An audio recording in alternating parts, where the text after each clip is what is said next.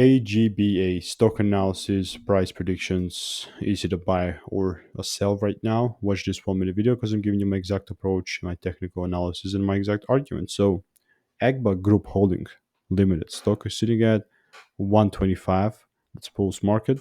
I'm going to show how the previous video looked like because I was very bullish on AGBA and it's delivering. So, let me show you the video. This was the video. At the time, I was sitting at 93 cents. Now we're 125. 93 was somewhere around here. So I was waiting for the price to tap inside my zone so then I can take it higher. Kind of didn't do that, like I was waiting for something like this, but the directional bias was here and we almost took out the highs. Honestly speaking, still waiting for us to clear out the highs.